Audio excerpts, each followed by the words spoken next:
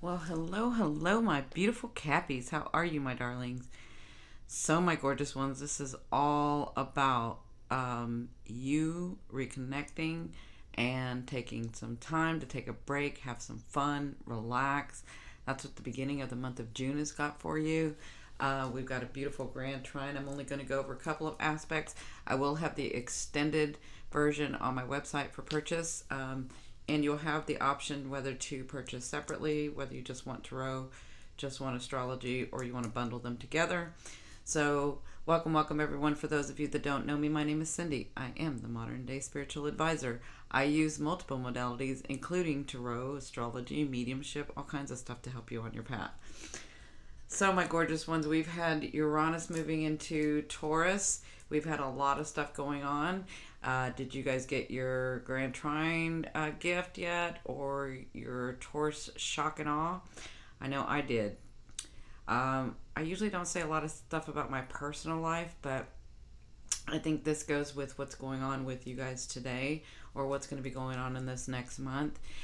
I just want to remind you, and over this month, have you connected with that person that you had a long time ago? Have you connected with your family and your friends? You can get so work focused in your work and what you're doing. This goes for all of us. And I was reminded, even me, who's a spiritual advisor who deals with death and rebirth and the other side and the spiritual realm and your loved ones on the other side, even I, because I'm human just like you, was reminded of that. I had someone very, very special to me once who's passed away. And she was just this gorgeous, beautiful person in my life. And so it was a shock.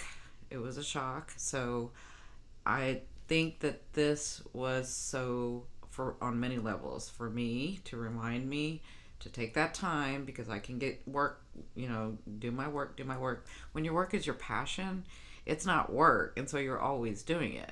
But when I'm looking at your chart for this next month, this is about reconnecting with loved ones, with your friends, with people that have meant something to you in the past. This is reconnecting with you, and that's so that you can connect, and maybe some of it is that you need to let go of some things. Maybe some of it is that you need to understand that you're no longer there and now you're here. And some of you have been working so hard on yourselves and on your career and on all of that. All of us have, actually.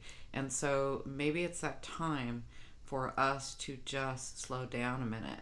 And let me tell you, that's what this Uranus in Taurus is about. Really feeling the physical.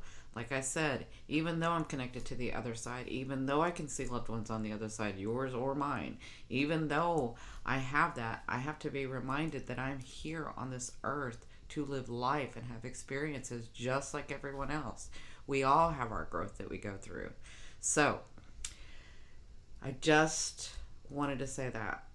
So I hope that if there was ever someone special in your life, or there was a friend or a family member, this was a family member, if there was a family member that meant something special to you and you haven't connected with them, not because you didn't want to, but hey, because you got, life happens and you get busy and things happen and you're like working and you're working on yourself, and you'd been working on everybody else for so long that it was time to work on yourself. But I think now is just that time where Uranus is like, all right, we're slowing down. We have all these planets in retrograde. This is about amending, readjusting, reorganizing, completions.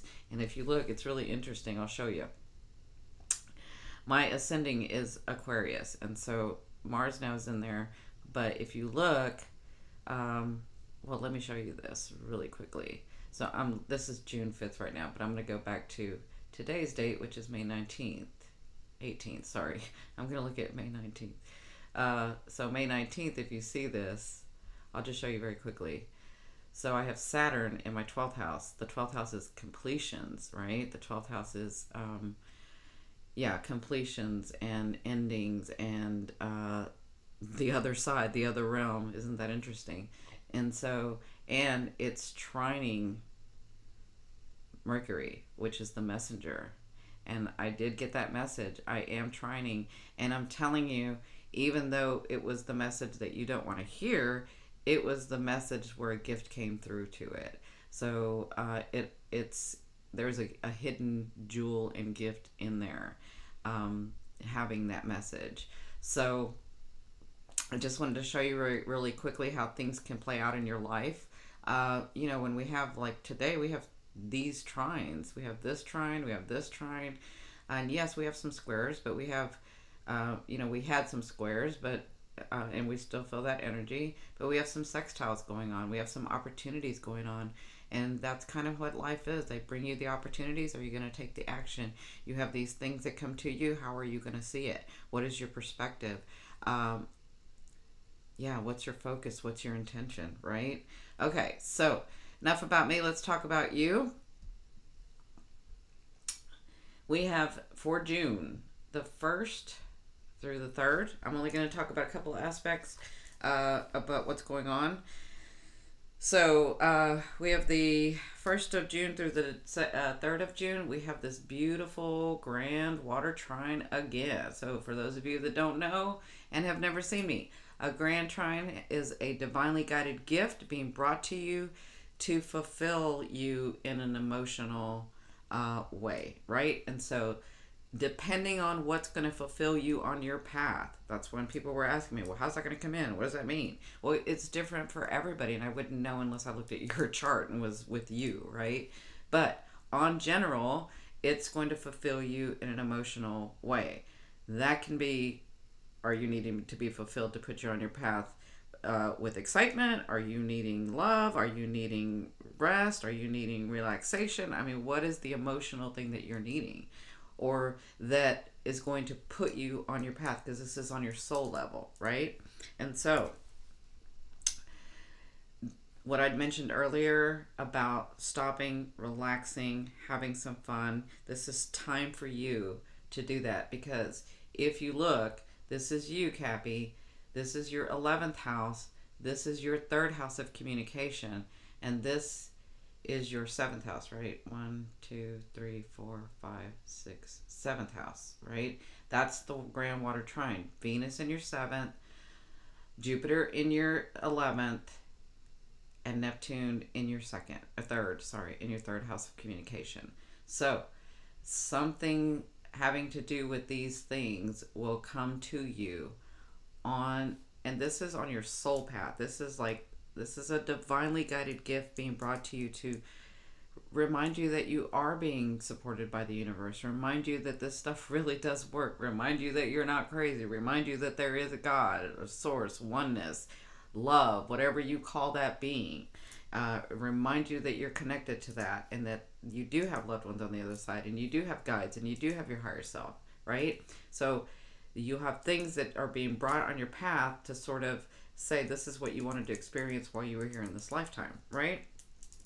So because it's in your friendship, networking, all of that in that house, and it has to do with communication and relationships, and Venus is there, Neptune is here, Jupiter's the guru. He wants to teach you. Neptune is the illusion. They want to have you see the better in everything, right? And Venus is the planet of love, luck, and money, right? So any of those things could be coming through, depending on it's what you decided before you came on your path, okay? So take that time to have a beautiful time for yourself. Connect with your loved ones, connect with old friends, connect with people. And a lot of this may have to do with, okay, I'm connecting and I'm sort of going back to basics, and because I've been so focused on everything else, or on my money, or on a house, or on my life, that let me just take some time out for myself and let me connect with my friends and family and loved ones, right? So the next thing I want to talk about is on the 13th. So on the 13th, you have two beautiful things happening this month. So you've got that water grand trine, and then at the end of the month, we have the full moon in your sign, which means you'll really be affected by this, right? And full moons are about completions and endings, right? So, and things coming through, right? Okay, so on the 13th, we have the new moon in Gemini. So this is going to happen in your second, third, fourth, fifth, sixth house. So this new moon in your sixth house is your daily activity. This is your conscious. This is where you get to decide the changes that you need to make in your life to create the world that you're wanting to create, right? And so with Gemini, Gemini loves to research. Gemini likes it being light and airy. Gemini is more mental. Gemini is always smiling and happy. That is Gemini energy. And so with this new moon, in your daily life, you could have new beginnings, because new moons are about new beginnings. They're about manifesting what you want to have in like the next 30 days. I mean, you can manifest for longer, but I mean, you can say, 2 months, but to use it wisely and to use the energy, I would look at the next 30 days. What do I want to have come through? The next 30 days, where do I see my life, right? That's the new moon. And so it's in your sixth house of daily activity, of health and routine, of health and well-being. And so maybe you start a new health regimen. Maybe you are researching a new health regimen or how to work out or something, and you started in this new moon, right? Or maybe it's time to something comes through where somebody comes and helps you. And so you're like, oh, now I get to work out because I have this person helping me. Or now I get to do this because my job, I just got a raise in a new position and I don't have to work on the weekends. Like, that could be starting too. That has to do with the new moon. So it's about starting something new. Now, Mercury is opposing, on this day, Mercury is opposing Saturn. So that's your ruling planet. So Mercury opposing Saturn in your seventh house of relationships. Now this is can be a difficult position, because Mercury is you, and that's your relationship, your seventh house. Your seventh house is about relationships and boundaries. And so theirs could be because Mercury's trying to speak and Saturn's trying to speak. And Saturn's testing and Mercury's like trying to tell Saturn, but they're not able to communicate well. And that's what opposition is. So what they want to do is one wants to rule or the other wants to rule. So either you want to rule or your relationships want to rule. So something around that time could happen with that. So just be aware of how, because this is the house of mirroring. This is the house of boundaries and how you want to be treated in relationships and how you want to treat people in relationships. But we call it the mirroring house because you won't know until that person comes in front of you and you have that experience. That person, that thing, that project, whatever it is, because we have relationships with everything. So on this day, you could find that there's miscommunication, or maybe they're trying to say something and it's too blunt, or maybe you're trying to say something and it's too blunt and you offend them, or they offend you. So I would say on this day with the new moon, focus on yourself. Focus on where you want to be. And when people come at you, or you think people come at you, or maybe the only way that they knew how to communicate it was to be very blunt, understand that everybody is on their path and everybody has their aspect. And so they're not going to communicate the way that maybe you think everybody should communicate, right? And so sort of step into your higher self and have some understanding and say, all right, I'm going to take a deep breath. This is the opposing aspects today, and so I'm just going to sort of, and trust me, if it's time for you, if you're one who never says anything and it's time for you to put a boundary down, then you'll put the boundary down, right? I'm not saying let people run over you, because you can do that, Cappy. What I'm saying is there's a balance. You can say, well, so what if somebody comes to you and they're normally not like that, but all of a sudden they say something and it offends you, and you're like, if you think about it and say, oh, that person's not usually like that, maybe they're having a bad day.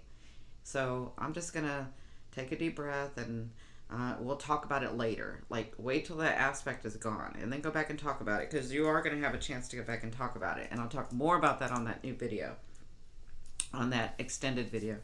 Okay, so this could be happening because it's your relationship. It could be a coworker, or it could be a partner, or it could be a family member. It could be a friend. Okay, so just be aware of that on that day. I did want to mention that, and then I wanted to mention the new moon. Now, the other aspect that I want to talk about is Mars retroing on the 26th. Retroing? That's a hard word to say. Okay, Mars retroing. Oh my gosh, that is a hard word to say. Mars going retrograde. How about that? Mars going retrograde on March 26th. So as you can tell, it's already in Aquarius, and it's going to be in your second house. Okay, so with Mars going retrograde in your second house, and it's going to be there till August 27th. So you are going to be working on your finances, readjusting your finances, reamending your finances, completing some things that you've been working really hard on in this last month of May, things that you're working on right now probably. Now, so when it goes retrograde, you may have some delays, or you may have to rewrite something, or you may have to re-sign something, or you may have to like redo something or reorganize something that has to do with your wealth. Your wealth, your finances, and your self-worth. Okay, so there's going to be some working going on there. This has, and because it has to do with investments and your resources and you. So just know that you'll be working on that till like August 27th. That doesn't mean things aren't going to come through, because this is about completions too. Retrograde is about completion. So if you've been working on something, it could just complete when it retrogrades here. But there are other things that you may need to rework or reorganize, right? Okay, so that'll be happening on the 26th. Then on the 28th, let's look at that. So on the 28th, Cappy, you have a full moon in your sign. Woohoo! Look at that full moon. I love it because it's in your sign, right? That means you will be most affected by it. And the reason I'm happy for you is because you have been working so freaking hard. So freaking hard. It's like only you, Cappy, would know how to already be working really hard. And then when Saturn moves into your sign, like bump it up another 100%, right? So you were already at 100%, and then you went 200%. Like you were at 100% for the last 3 years, and then as soon as this year started coming and Pluto and Saturn went into your sign, you just like went full blown and bumped it up even more. Like only you know how to do that. You can work like nobody's business, right? Okay, because you know how to get things done. That's why I was married to a Capricorn for 20 years, because he knows how to get things done.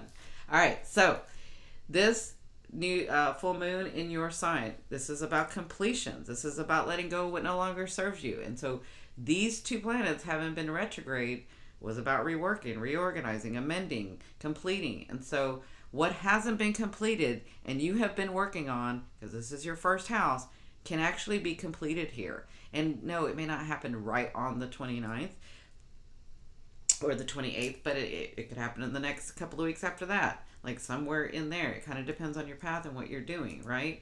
And where you're at. So you have some completions. I see that happening. I see some understanding and letting go of what no longer serves you. But for the most part, I see you completing a lot of things. Like maybe it's the house that you finally complete. Maybe it's that move that you finally complete. Maybe it's that relationship you finally complete. Maybe it's that marriage proposal you finally complete. Like it has to do with you and your physical identity, your physicalness here in the world, and who you really are and what you want on your path, right? This is sort of on the soul level. So that could be happening on the new moon. Now, the thing with the new moon on the 28th, I said new moon, full moon.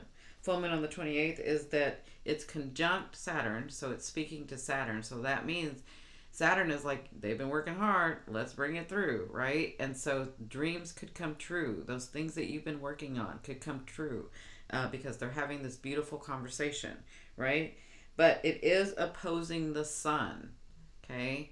And the sun is in your relationship house right there. So there could be something going on with letting go of a relationship or completing a relationship or completing that phase of a relationship. Whether that's in work, because this is your first house, that's all of you. Whether that's in work, with family, with friends, with lovers, okay? So something is going to be opposed there, and you're going to be completing that there, and something's going to try to get cleared up for you so that you can move forward on your path. Okay, does that make sense? Also, you have this thing going on with Chiron. So this has to do with some old wound. This aspect has to do with some old wound. So this is your second, third, in your fourth house. This has to do, for a lot of you, this has to do with your path. Because if you're Capricorn ascending, this has to do with this old wound from your lineage, from your DNA, from who you are, right? Because it's T squared this, and it's opposing these. These two are opposing. So this may have to do with completing a relationship from a past karmic thing, or maybe you've been in a relationship too long, or maybe in other lives you were always taken advantage of, and in this life you understood not to be taken advantage of, and maybe that's the completion of that. Like that could be going on. I'm sorry, I won't get too deep. I just saw that, so I just wanted to mention that. I'm not going to get too deep. That I'm going to save that for the extended videos, because I don't want these videos to be too long. So let's look at your tarot spread. And if I didn't mention this before, Cappy, you guys won. Like, you guys blew up the views on YouTube. So that's why you guys get to go first. All right, so here's your tarot spread. Sorry about the camera. Here's your tarot spread. So this is your first position. This is you in the month of June. So you have the Strength card. So this is all about, so for me, I feel like it's you balancing yourself, taming the beast, understanding, like not indulging too much in one thing, not indulging too much in another. Really, this Strength card, that person, they've gotten to know themselves very well. Like they know more about who they are now than they did even a year ago. And that's what I'm feeling. I'm feeling like you're strong. I'm feeling like you're clear. I'm feeling like you're, determined. So I'm feeling like you're determined. And I feel like as things come in, you're adjusting. And as lessons come in, you see them for what they are and you work through them and don't just bury them like you used to and then keep moving, right? Like, I see that for you, and that's a great spot to be in because you have all these beautiful things that are unfolding for you in the next, like, it's already started unfolding for you, but in the next year, a little less than a year and a half, right?